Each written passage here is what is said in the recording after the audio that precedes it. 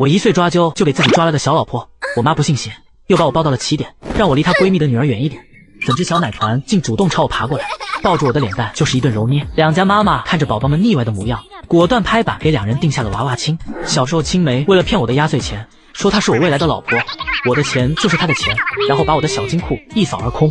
直到上初中时，青梅举家出了国，这段娃娃亲才不了了之。这天我刚刚来到学校，同桌刘宇就凑过来对我说：“听说咱们班要来一个转校生，还是国外转来的。”我淡淡哦了一声，又不是没见过外国人，干嘛大惊小怪的？说完便趴在桌子上睡觉。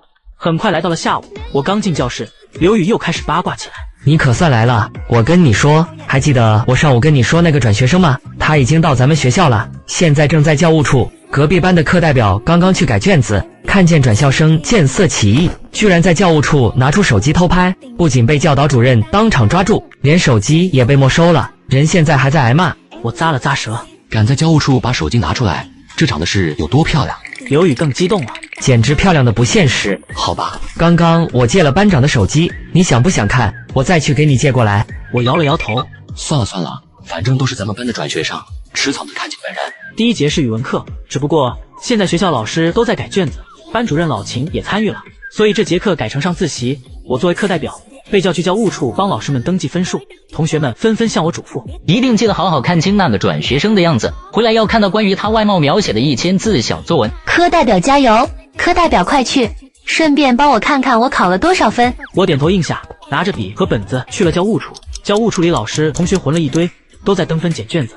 我大概张望一下，全都是熟悉的课代表，没一个陌生的面孔，更没看见哪个漂亮到过分的女生，可能说明我和这个转学生没缘分。于是将转学生忘到脑后，然后加入了检卷大军里。登分都是老师在做，课代表主要负责从一堆改好的卷子检出自己班的卷子。我看见几个熟悉的名字，悄悄拿起纸笔记下来他们的分数。只是运气不好，翻了整整一节课，也没翻到过我自己的一张卷子，倒是看到自己班的10几张卷子，无一例外分数都很低，怪不得老秦气成那样。此时我又听见2个老师在聊天。那个国外过来的孩子，听说外语成绩蛮不错吗？是啊，我看他以前的成绩单，其他科目也好得很，这样的天才怎么就被老秦抢过去了？听出来他们是在说那个转学生，我感到有些诧异。这个转学生成绩竟然这么好，只听说他长得超级漂亮，没想到居然还是个超级学霸。周围几个学生也听到，跟着窃窃私语起来。真是绝了，咱们学校居然转来这么一个传奇人物，我预感3班从今往后每天都会有一串男生排着长队爬窗户偷看。其中一个课代表跟我认识，他戳了戳我的胳膊，教你一个挣钱小技巧，把你们班窗户门锁上，窗帘也拉上，谁想看转学生就得掏钱，5块钱1分钟，保准你发家致富。另一个男生闻言摸着脑袋傻笑，他的脸哪就值5块啊，10块让我看1分钟，1000块让我摸一下我都愿意啊。我听得叹为观止，这到底得有多漂亮？那个男生又痴迷的点了点头。说出来你可能不信，我都快迷成傻子了，他的整个人从头发丝美到鞋底，美到离谱。我还想说什么，下课铃就响了，老师们为了不耽误我们上下一节课，拍拍手说我们现在就可以走了。于是我拿着我的笔记本，急匆匆的回班去向同学们汇报月考成果。刚到3楼楼梯口边，就看见楼道里围满了人，而且几乎全是男生。我猜估计是那个转学生到班级了，四处张望了一下，没看到什么金发碧眼的外国人，我不由感到一阵纳闷，然后顶着众学生羡慕的视线进班。大课间班里乱哄哄的，见我走了进来，几个积极分子便问我：奕晨，我班战况如何？因为教室外围的全是人，我真不好意思说实话，于是咳嗽了一声，把手中记分的本子递出去，让他们自己传着看。我的座位在教室后面靠窗那一位，我走近一看，才发现自己同桌刘宇早已不见踪影，反倒是坐了一个女生，她此时正低着头，只能看到弧度优美的下颌线以及冷白细腻的皮肤。女生手里拿着一张卷子，在专注看着，看这架势像是来开家长会的。我以为是刘宇被叫家长了，于是停下脚步，犹豫了一会，环顾四周，想找个人问问情况。结果我发现班里和班外的人都在看着我，那眼神要多羡慕有多羡慕，这让我更加摸不着头脑。然后看见刘宇坐在后一排的位置上，他正表情激动又复杂的盯着我看，疯狂的给我比口型，可他的表情实在是太疯狂了，我一个字都没看懂。此时坐在我同桌位置上的那个女生忽然抬起了头，目光清冷看着我问道：你要进来吗？看到这个女生的长相时，我忽然明白了刘宇比的口型是啥，转学生。转学生不应该是个金发碧眼的外国人吗？我瞪大了眼睛，不小心把心里想的话说了出来，但是被这么多人盯着，只能侧头向旁边的同学转移话题。这是换座位了吗？坐在后一排的刘宇站起来，语速极快地回道：语文科代表，你座位没换，还是在原来的位置。说完，他又火速坐下，独留我尴尬的站着。转学生在这诡异的气氛中，似乎明白了什么。我一岁抓阄就给自己抓了个小老婆，我妈不信邪，又把我抱到了起点，让我离她闺蜜的女儿远一点。怎知小奶团竟主动朝我爬过来，抱住我的脸蛋就是一顿揉捏。两家妈妈看着宝宝们腻歪的模样，果断拍板给两人定下了娃娃亲。没错，我的同桌是语文科代表。我的同桌4个字似乎还加重了，救命！当听他说我的同桌这4个字，我忽然就明白了，秦老师给刚转来的学生安排语文科代表当同桌的含义，绝对是这个转学生在国外待久了，刚刚回来，普通话还不太适应，所以说话总是慢吞吞的。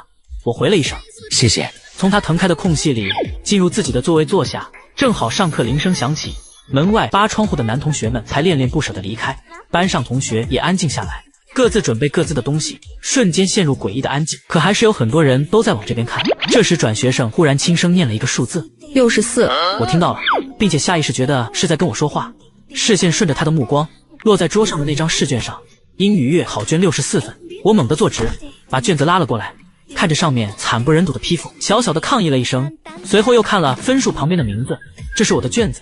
我还没来得及悲伤，忽然想起刘宇说他考的还没我的一半多，那岂不是连32分都没有？转学生似乎侧头看了我一眼，但我没注意到，在分数的刺激下，我很快进入学习状态。这节正好是英语课，我在下面听得十分认真，英语老师正在讲阅读理解，这是一篇讲留学生的故事。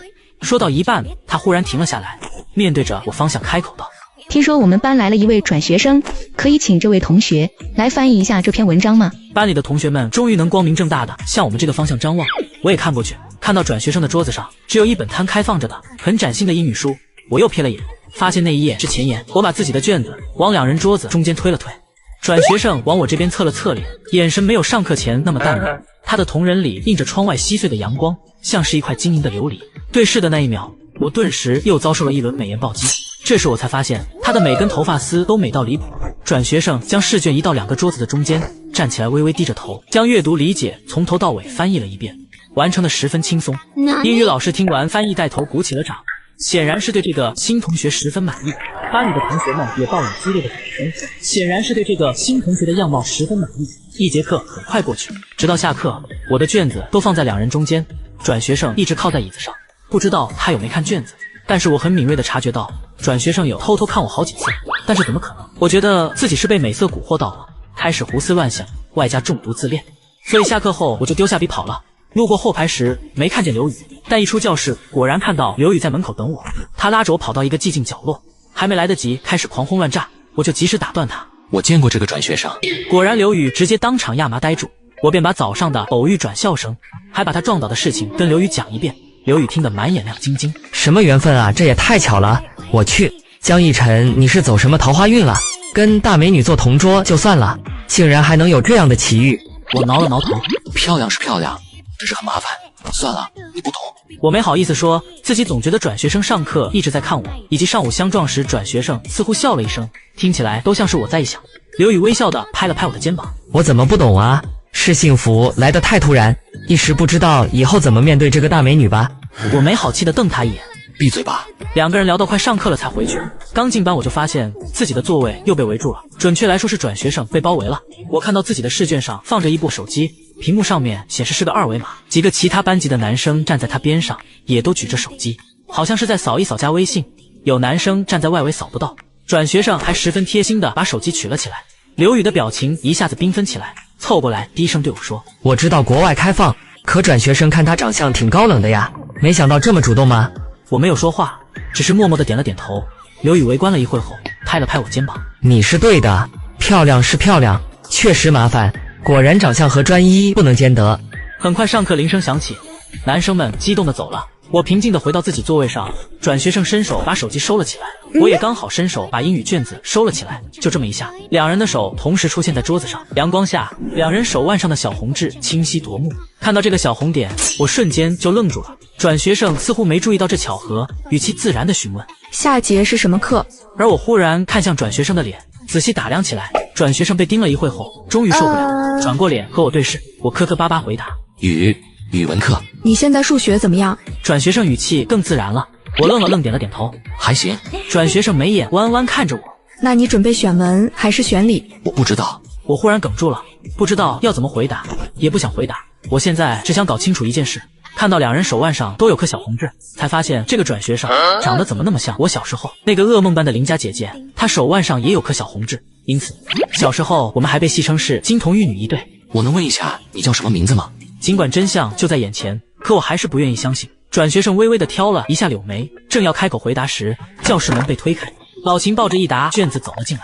语文科代表来发一下卷子。于是我没能等到答案，做梦一样站了起来，恍恍惚惚地走上讲台，开始发卷子。老秦一向喜欢当堂念分，以此来刺激大家的斗志。这次也是一样，念到谁的名字，谁就上来领卷子。念到最后只剩2张。江一晨125。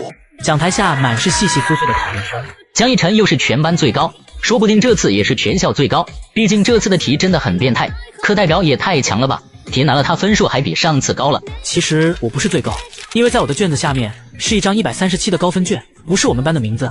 我以为分错卷了，但是一看，发现这张卷的信息栏只有一个名字，考号什么都没有填，应该是教师卷，不然不填信息肯定没分数。我把卷子放下了，旁边站着的老秦却说继续念，于是我愣了一下，开口道：苏清柔137。台下瞬间炸开了锅。我1岁抓阄就给自己抓了个小老婆，我妈不信邪，又把我抱到了起点，让我离她闺蜜的女儿远一点。怎知小奶团竟主动朝我爬过来，抱住我的脸蛋就是一顿揉捏。两家妈妈看着宝宝们腻歪的模样，果断拍板给两人定下了娃娃亲。是谁这么牛呀？居然在这么难的题目下还考了137分，不是咱们班的吧？谁认识啊？没人认识吗？突然有人想到了什么，猛地激动起来，拉住前后左右的人，开始窃窃私语。念完所有试卷后，我正准备回到座位，却看见我的转学生同桌缓缓直起了腰，然后站起来向我走来。这熟悉的眉眼让我呆呆地看着他。苏清柔从呆滞的我手里扯出了卷子，看到我的表情时，她薄唇微微勾起，露出几分清浅的笑意。老秦显然十分满意。下面我们让新同学做个自我介绍。苏清柔朝台下同学礼貌一笑：大家好，我叫苏清柔，中学毕业于英国霍莫顿学院，以后还请同学们多多指教。听到这个名字，我像是想起来什么，苏清柔又意味深长地补充了一下：我是华国国籍。闻言我又哽住了，老秦豪情万丈的带头鼓起了掌。是不是回国才知道，还是祖国好呀？苏清柔微微颔首礼貌回道：自然是祖国好。我心中不知是个啥滋味，一路飘飘忽忽地回到了自己座位上。坐下时，看见苏清柔从讲台上帮我拿来了被我忘在讲桌上的试卷。这个发小和印象中的样子不一样，真的成熟了很多。我们3个人站在讲台上的时候，他好像是大人一样，可以和秦老师侃侃而谈，只有我像个小孩。我忽然觉得我的噩梦真的变成过去式了。小时候他喜欢欺负我，是因为还是小孩子嘛，长大了也就成熟了，那我就大发慈悲，原谅苏清柔对我做过的坏事。我有些高兴起来，准备从苏清柔手里接过卷子，结果对方却没松手，淡淡的蹦出2个字：蠢货。闻言我顿时满脸疑惑，但苏清柔平静的松开了捏着我试卷的手，平静的让我以为自己幻听了。我有点懵，慢吞吞的接过试卷放在自己课桌上，就飞快的扭头看了他一眼，到底是听错还是真的有骂我蠢货？一下课我就又跑了，我把刘宇拉到上节课间待过的角落，张口就是：我认识他。大哥，你上节课说过了。刘宇整个人都很激动的样子，迫不及待的打断我：你先让我说，我刚刚听了个事。刘宇整个人又激动又兴奋。上节课不是很多其他班男生去加转学生微信来着吗？当时我其实就有点奇怪，为什么没有咱们班的男生去加？明明咱们班有几个也是积极分子，然后等他们都走了，我才听咱班人说转学生给的2维码不是他自己的，你猜猜是谁的？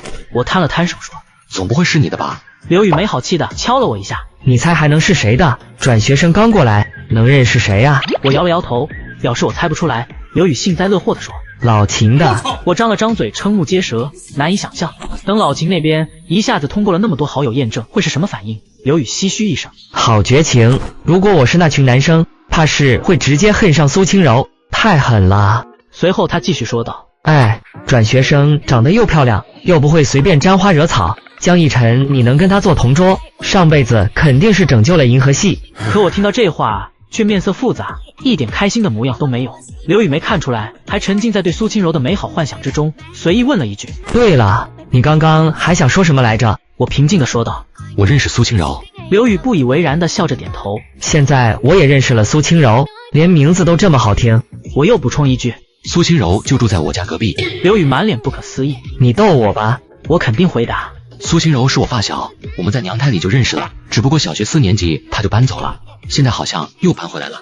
刘宇已经被这连环的话听愣了。你说是真的吗？我叹了口气：骗你是儿子。刘宇激动的猛地一掐胳膊，疼得他哇的叫了一声，搂了搂痛处后，刘宇激动的抓住我的肩膀摇晃。近水楼台先得月，你有这样的资源绝对不要浪费。1个星期我要看到你以校花青梅竹马的男友身份出现在全校人面前。我嘴角抽了抽，忽然又想起刚刚上课时的那声蠢货，气从中来，咬牙道：我跟他不熟，甚至还结过仇，如果我俩有关系，那只能是父女关系。刘宇看着我，恨得牙痒痒，表示八卦之心被挑起。你俩有什么不为人知的往事，快速道来。我于是便从记忆的角落里捡起了几段惨绝人寰的霸凌事件，说了说。说完，我以为刘宇就算不和我站在统一战线上，也会对我的遭遇表示同情。结果抬眸只看到刘宇一脸猥琐加羡慕。我认识刘宇已经有3年，对他这个表情简直太了解了，无语的问道：你又带入什么言情小说情节了？高冷校花别吻我，邻家姐姐你好坏之类。刘宇一脸痴迷。江逸晨，你知不知道，有种女生表达喜欢的方式就是欺负？我无语的憋了半晌，愣了道：你不懂，没经历过那黑暗的几年。苏清柔就是我小时候的噩梦。刘宇慢悠悠的接话说：小时候的那些噩梦，说不定也会变成你长大后的春梦。我气得直咬牙。得了吧，你还是少看点这类没营养的书。随后我们一路聊到教室门口，在饮水机前碰到了苏清柔，她眼神直勾勾的看着我，嘴角微微上扬。她不知从哪蹭来的一次性纸杯和水卡，懒洋洋的站在接水。刘宇朝我挤眉弄眼：你当我是瞎子就行。然后平静的从他身边走过，回自己座位坐下。刘宇的位置被调到最后一排，他一落座便不动声色地观察着后门的动静。苏清柔一杯水没接满，他把水卡递给了旁边一个男生，轻声说了句谢谢。听到感谢的男生脸颊已经飘起了2朵红云，他鼓起勇气搭讪：你好，我叫沈杰，很高兴认识你。刘宇愣了一下，听见自我介绍才去看那个男生的脸，发现还真是沈杰，于是他瞬间咬牙切齿起来。我1岁抓阄就给自己抓了个小老婆，我妈不信邪，又把我抱到了起点，让我离她闺蜜的女儿远一点。整只小奶团竟主动朝我爬过来，抱住我的脸蛋就是一顿揉捏。2家妈妈看着宝宝们腻歪的模样，果断拍板给2人定下了娃娃亲。又是沈杰，他和沈杰可谓是初中就结下了梁子。那时他在追初中的女神，好不容易有点苗头，女神隔几天都会来给他送一次奶茶。结果不知道什么时候开始，沈杰居然和女神搭上了。刘宇还在纠结什么时候表白的时候，他俩已经看起了情侣电影。现在沈杰居然又想勾搭江逸晨发小，是可忍孰不可忍。他犹豫看了一眼坐在座位上看书的我，眼珠子滴溜溜一转，计上心来。他快速拿起我的水杯，在我奇怪的眼神中，目光灼灼地问：江逸晨，你喝水吗？我去给你接。我俩之前还是同桌的时候，经常互相帮对方接水，我只当他是闲的没事干，于是答应下来。好。刘宇快速地向饮水机走去，我朝他看了一眼，发现苏清柔还站在那里，旁边站着沈杰。我是知道刘宇和沈杰的渊源，刘宇那么积极地去接水，而且还特意拿我的水杯去接。等等，我忽然有不好的预感，正胡思乱想的时候，忽然看到苏清柔侧目向我，看来我们的视线有一瞬间交汇。我立马转移视线，看了一眼教室后墙上的表，然后又平静地转了过来，好像我只是在看时间。另一边刘宇已经到达了战场，沈杰看到他过来，只是瞥了一眼，但嘴上却没停下来。我初中的时候去英国旅游过。这时刘宇忽然出声：苏同学，你同桌让你帮他接杯水。苏清柔听到这话似乎愣了一下，沈杰没说完的话也被打断。刘宇保持着递水杯的动作，好像真有这么回事。苏清柔顺从的把水杯接了过来，不过他没有水卡，而刘宇也没有给他水卡的意思。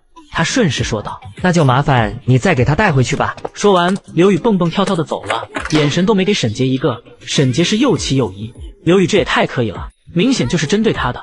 可他又疑惑，为什么刘宇针对他要提到江逸晨？苏清柔不是刚和他才成为同桌吗？就这么熟了。不过沈杰不怕，江逸晨就是一个书呆子，国外留学回来的苏清柔怎么可能看上这种？想到这里，沈杰心里舒服了一些，知道刘宇在看他，主动又把水卡递出去，很刻意的温柔一笑：你用我的吧。而我总不能一直看着他们，所以只好继续低下头看书，实则坐立难安，总觉得不靠谱的刘宇要给我找什么事。视线边缘有道人影走近，一只手把盛满温水的杯子递到我面前，我立马凶巴巴的抬头。这么久，你用我水杯干什么坏事去了？苏清柔握住水杯的手一顿，随即唇角一勾，扯出一抹笑意。怎么还嫌我回来晚了？我没想到带着我水杯来的是苏清柔，顿时惊了一下，凶人的气势瞬间萎靡，结结巴巴说道：怎么是你帮我接的水，不是刘宇吗？苏清柔淡淡说了一句：是给我水杯的那个同学吗？他边说边坐下来，我扭头一看，果然见刘宇正对我挤眉弄眼，我狠狠地瞪了他一眼。苏清柔看着我气呼呼的表情，忽然抬起了手，但伸到一半又停住。我一扭头，便看见他怪异的动作，警惕地往墙根退了退。你要干嘛？苏清柔收回了手，慢吞吞回道：没干嘛。这个高度怎么看起来是想要摸我头？印象中我们还在一起上小学的时候，隔壁的坏蛋姐姐就经常扰乱我的发。存在记忆角落中的人就这么出现我面前，我此时还有几分不真切感，磨磨蹭蹭地凑近他悄声说：轻柔同学，你是我认识的那个苏轻柔吧？苏清柔挑了挑眉，也往我那边凑了凑，语气听上去还有点不高兴。我以为你在我走进教室的时候就认出来了。我撇了撇嘴，压抑住内心蔓延上来的奇妙跳跃的情绪。没有，我早就忘了你了。我把手腕伸过去，露出自己的同款红痣。要不是看见你这个痣，我还真想不起来。苏清柔也把自己的手腕翻过来，两人手腕上红痣的位置几乎一模一样，有种微妙的宿命感涌上心头。不知为何，他语气忽然淡漠起来，轻飘飘的哦一声便没了下文。我后知后觉的发现自己那番话似乎有些不大好听，连忙解释道：我的意思是，毕竟过了好多年了，那都是小时候的事了，对吧？你不能要求我一直记着，也不对，你不能要求一个小孩的记忆有多好。苏清柔可不听这么多。那我怎么没忘了你？我愣了一下，后悔道：可能是因为我的长相始终如一。感觉越说越离谱，我索性闭嘴了。苏清柔也沉默了半晌，忽然哼笑出一声：确实从小丑到大。我很恼怒，以前小时候可没少被这个姐姐整蛊过，我不知道该反驳还是反讽回去。如果反驳，那岂不是显得我好像很自恋？可反讽又能反讽什么？苏清柔现在可一点都不丑，说她丑也太没有杀伤力了。就这么纠结时，已经过了回答的最好时机。我愤愤的一扭头，趴桌子上写练习册，不理她了。苏清柔却好像来了说话的兴致，拿着笔戳了戳我的胳膊，懒洋洋地说：江同学，别光顾着一个人写啊，你新同桌可是一本书都没有。我反而更无紧练习册，甚至还往角落里挪了挪。苏清柔不甘示弱，继续拿笔戳我。江同学，因为我左边是墙，再挪就挪不动了，于是我就像是走投无路的小白兔，被猎人堵在墙角瑟瑟发抖，只能死死捂住练习册，几乎整个人都趴在了桌子上。苏清柔似是而非的叹了口气，刚想说什么，还没开口便被一道男声打断。苏清柔同学，你可以先用我的练习册，我下节课要去画黑板报，不用来上课。而说话的正是沈洁。我一岁抓阄就给自己抓了个小老婆，我妈不信邪，又把我抱到了起点，让我离她闺蜜的女儿远一点。怎知小奶团竟主动朝我爬过来，抱住我的脸蛋就是一顿揉捏。两家妈妈看着宝宝们腻歪的模样，果断拍板给两人定下了娃娃亲。沈洁今天可真够热情的，以前可不是这样。我看向苏清柔，却正好对上苏清柔的视线，两相对视，我被她冷淡的眼神触动了一下，更莫名其妙了。难不成他还不好意思接？我犹豫了一下，伸出手替他接过了沈洁的练习册，拿着吧，我们班很有爱的。苏清柔瞪了我一眼，我无辜的眨眨眼睛，更莫名其妙了。这么精彩的视频，当然要配一些炸鸡跟薯条，边吃边看。最近我发现闲鱼有很多的省钱神券，点击左下角上闲鱼搜省钱神券，现在还能0元抽霸王餐。我在闲鱼买了好多低价套餐，真是太省了。上闲鱼有钱花，快去闲鱼省钱吧。沈洁，谢谢。不用谢，苏同学有事情可以来找我，我不会嫌麻烦的。这家伙说的好像我不借苏清柔练习册是嫌麻烦一样。我不知道沈洁的敌意从哪来，难道是刚刚接水时刘宇惹了他？不对，沈洁来的这么及时，该不会是一直在座位上看着我俩吧？看我们干嘛？该不会是……我咽了咽口水，悄悄瞥了苏清柔一眼。一见钟情也没这么快吧？果然是红颜祸水。那我就先走了，你用完给我放到座位上就行了，就在那边。沈洁对苏清柔指了指后面的一个座位。好的，拜拜。此刻我觉得自己仿佛是个电灯泡，感觉有点多余，只能继续回到角落做题，而苏清柔却越坐越近。你不要过来啊！我有点不舒服。苏同学，你超过38线了。哪里超了吗？你都坐到桌子中间了。姐姐年纪轻轻出过一趟，回来人话说不好也就算了，怎么眼也瞎了？我拿笔指了指两人桌子中间隔开的地方。看到了没？原来是38线呀，那你3我吧。这老聂我真的服了。算了，我今天心情好，就放过你吧。他主动往旁边挪开了，一直到下课，我们也没再说一句话。课间，他将那本没翻开过的练习册递给了一个女同学。这位同学，你可以帮我把这本练习册拿给沈洁吗？哇，看起来这么高冷的苏清柔，居然和我说话了。当然可以。你好，我叫宋萌萌。对了，清柔，你吃过北京烤鸭吗？我觉得国外的烤乳猪应该和烤鸭一个味道，毕竟都是烤的。咱们这里的荷叶烧鸡也很不错，有时间我们可以出去尝尝明式的海鲜烧烤。一来就碰到个话痨，苏清柔只得尴尬一笑。我不吃荤。好吧，我觉得电烤的烤鸭比较酥脆。现在国家大力发展新能源，我们应该支持电烤。普通的炭火烤有点污染环境。苏清柔微微一笑，并不回答。下午放学我收拾好，拿上了几份卷子，准备回家挨骂。苏清柔看我的眼神有些不对，你现在不会还会因为没考好哭鼻子吧？怎么可能？我也只是英语和数学考了150分而已，语文也一般般，你不要有太大的压力。我冷笑一声走了，苏清柔也跟着我一块出班门，又恰好在班门口碰到宋萌萌。你和苏清柔混得还蛮熟的呀。楼道里的一票男生瞬间不爽，我一岁抓阄就给自己抓了个小老婆，我妈不信邪，又把我抱到了起点，让我离她闺蜜的女儿远一点。怎知小奶团竟主动朝我爬过来，抱住我的脸蛋就是一顿揉捏。两家妈妈看着宝宝们腻歪的模样，果断拍板给两人定下了娃娃亲。我立马一本正经的胡说八道。苏同学找不到校门，我给他带个路。就他这样，怕是上辈子积了大德，这辈子才能做了转学生的同桌吧？我感觉无语至极，刚想上前理论，算了，我们走吧。刚走出校门，我就被人叫住。奕晨，一辆高档的轿车停在我旁边，紧跟着一名漂亮的少妇下了车，笑眯眯地对着我说道：奕晨，好久不见呀！这么精彩的视频，大家看得开心吗？我再告诉大家一个好消息，大家可以上闲鱼搜索接好运，里面有各种学霸的复习笔记，每本都很有用，还有学霸考研上岸后低价转让的平板简陋，看看有没有合适你的。闲鱼真是太全面了，一站式考研服务中心，我已在闲鱼上岸，大家快去看看吧。这张脸陌生又熟悉，我惊讶地捂住了嘴巴。我是苏阿姨呀，是住在我家隔壁的苏阿姨，我小时候特别喜欢她。真巧，清柔也出来了。奕晨，你还记得我吗？苏阿姨，我当然记得，糖醋里脊、红烧肉。哼，现在你倒又记得了。我一时有些尴尬，苏阿姨看了看我俩，抿着唇笑道：快走吧，你爸妈都在酒店等着呢。我连忙点头。原来中午妈妈说爸爸去接待老朋友了，说的就是苏叔叔呀。大概行驶了半个小时左右就到了酒店，果然自家爸妈都在。苏叔叔，这小家伙几年不见都长这么大了，可不是嘛？一转眼都上高中了，仿佛奕晨尿床还是昨天的事呢。老爹也是哪壶不开提哪壶。我顿时尴尬的想找个洞钻进去。落座时，我坐在我妈旁边，苏清柔则坐在苏妈妈旁边，我们又刚好挨在一块。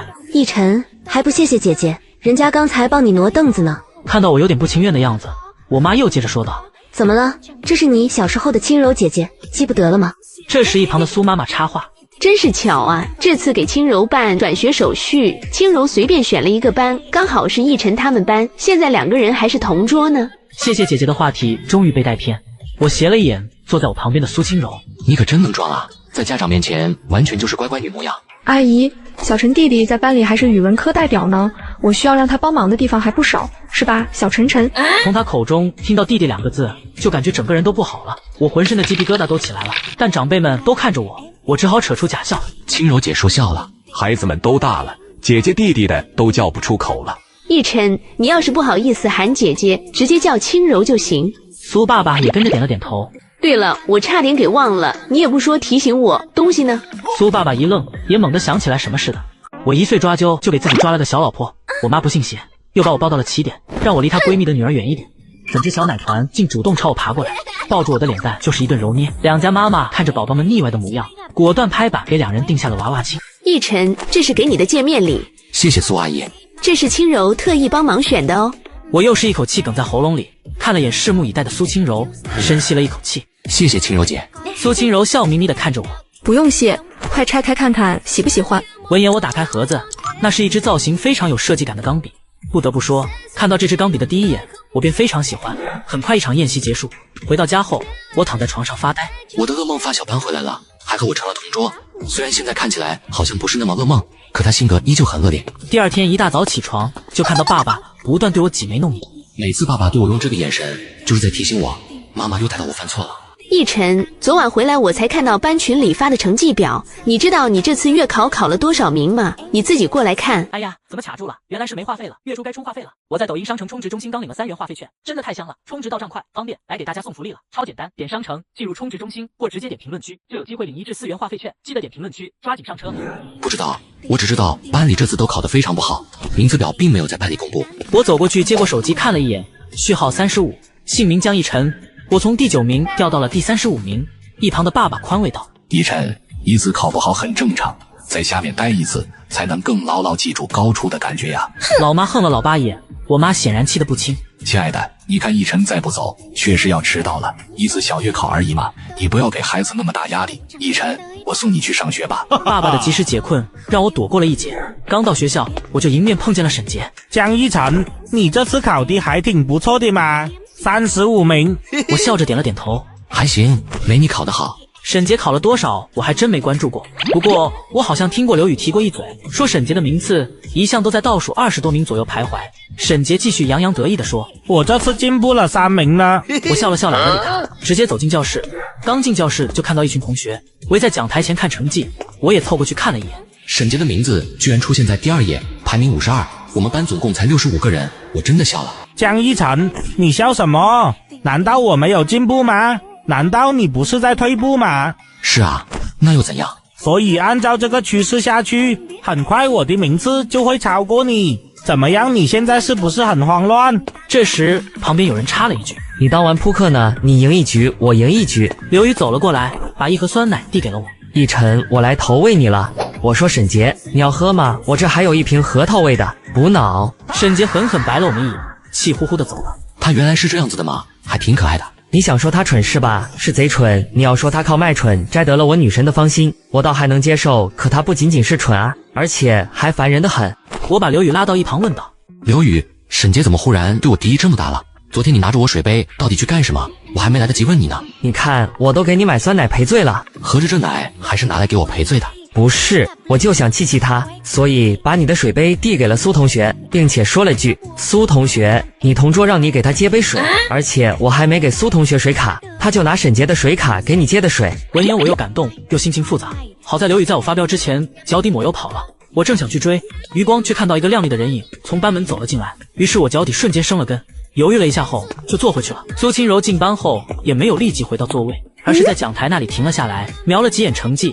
班里唯一跟苏同学说过话的班长也在看，他觉得有必要向这位国外留学回来的高材生解释一下。苏同学，你别看这次我们班的分数普遍偏低，其实是卷子太难了，大家分数都低而已。但是在这么低的分数中，我们还是能看到有一群明日之星依旧坚守阵地。比如说，我们班的学习委员还是能保持3位数的成绩，还有我们班的数学科代表，他考出了120的好成绩，还有我们的语文代表，也就是你同桌江一晨，这次他的语文还是一马当先，班级第1，年级第2。哎呀，怎么找不到他名字？班长有点尴尬的摸了一下头，在这挺出人意料的，他之前总成绩一向稳在前10的，没想到这次考砸了。苏清柔听到这，抬起头看向我，刚好和我对视。他刚想回到座位，班长忽然想到什么，又叫住了他。苏清柔同学，老秦让你去教务处领书，你还记得教务处在哪里吧？不记得就让江一晨领你去。记得，不对，记不得了。我有点不想理他，于是编了个理由对班长说：班长，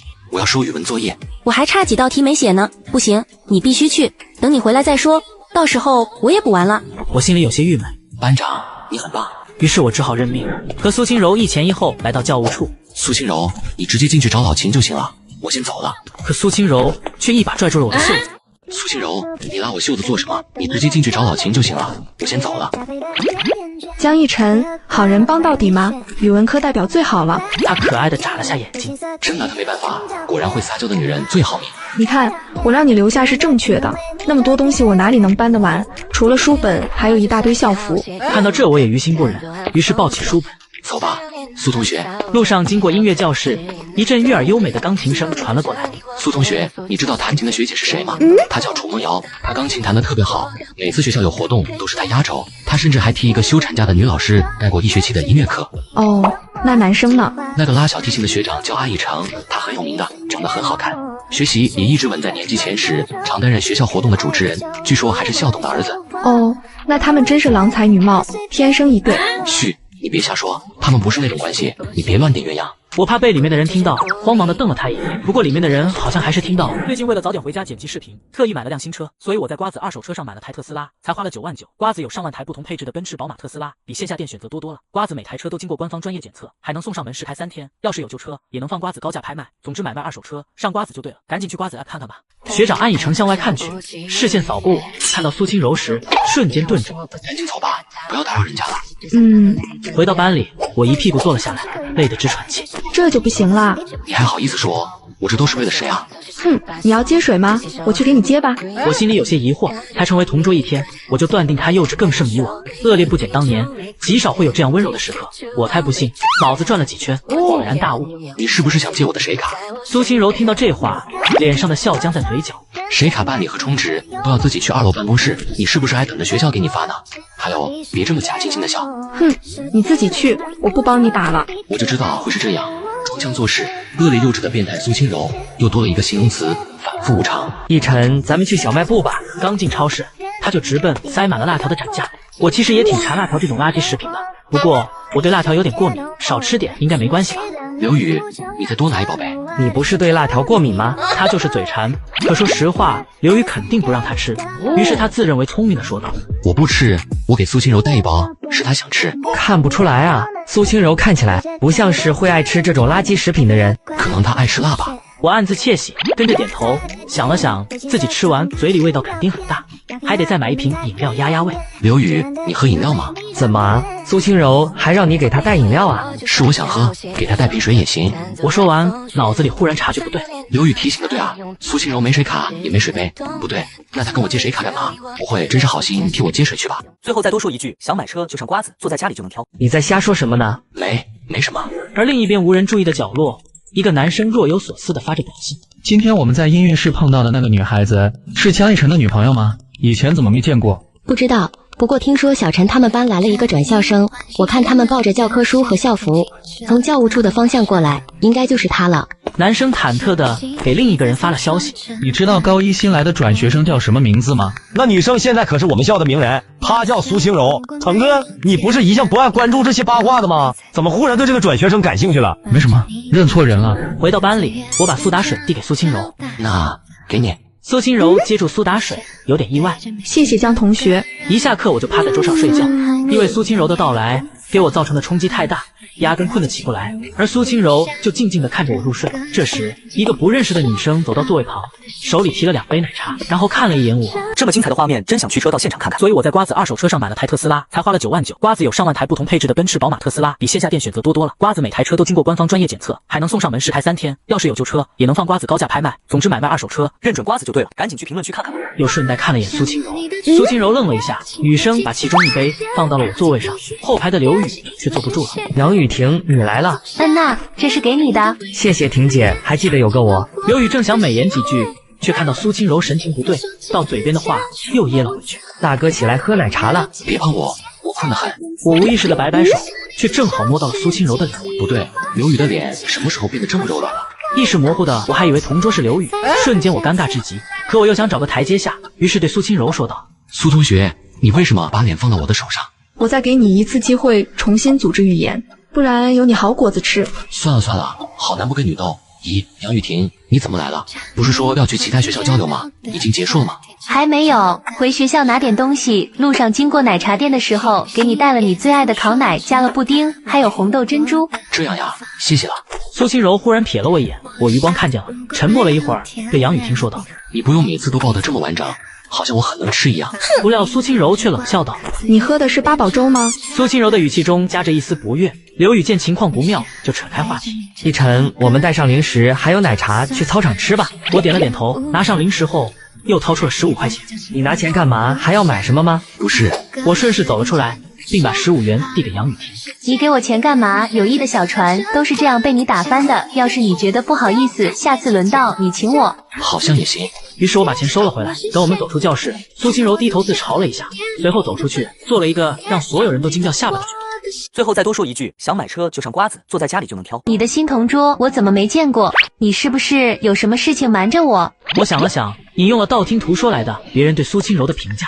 你是说那个海归高材生，颜值与才华并存的女同桌吗？你有所不知，她看着挺光鲜亮丽的，实际上是个反复无常、没有礼貌的小魔女。刘宇听着一头雾水，这半天你是都经历了啥呀？对她评价这么低？经历的可太多了。可有杨雨婷在旁边，我没有多说，只摇了摇头。我脸上恶狠狠的表情不像是假的。杨雨婷稍稍放心了些，觉得更具体的还是得私下找刘宇打探。等杨雨婷去扔垃圾时，刘宇趁机问我：“你跟苏同学熟悉的很快吗？”是挺快的，感谢苏清柔同学，用她那恶劣无比的冲破了我们几年未见的生疏，让我回想起小时候那些被捉弄的日子。现在看见苏清柔就来气。杨雨婷，你回来了，我们该回去上课了。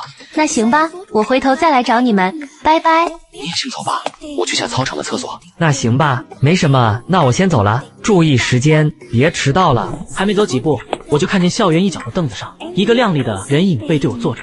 这背影不就是苏清柔吗？苏清柔一个人来这地方是要偷偷干什么？说不定能被我抓住什么把柄呢。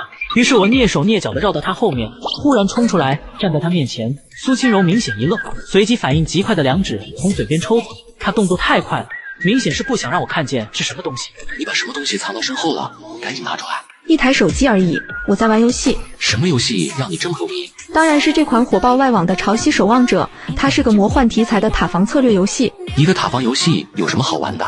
那是因为你没玩过《潮汐守望者》，所以才会这么认为。这游戏每个5星英雄都有量身定做的电影级 CG， 而且这游戏在海外60个国家地区，竟然直接拿到游戏免费榜前10的成绩。我操，这么厉害吗？当然，现在点击左下角就可以体验，你玩一下试试就知道了。我现在就去玩玩。说完，我便察觉不对。不对，你刚才除了玩游戏，是不是还在抽烟？不然怎么会有一团白雾？得出这个结论的一瞬间，我整个人都不好了。面露尴尬的我，没想到会是这样的局面。苏清柔开口的声音微哑：“你怎么在这儿？”我来上厕所。胡说八道！苏清柔眼尾一挑，暧昧的笑了。你是不是跟踪你清柔姐姐啊？看他转移话题，我更确定他是在抽烟，面色有点复杂。放心吧，我不会说出去的。谁管你说不说出去？校规是明确禁止这种行为的，被人发现会记大过，到时候会影响你未来所有的评优评先。你成绩这么好，高3说不定有保送名额。但苏清柔的笑容在这时却变得古怪起来。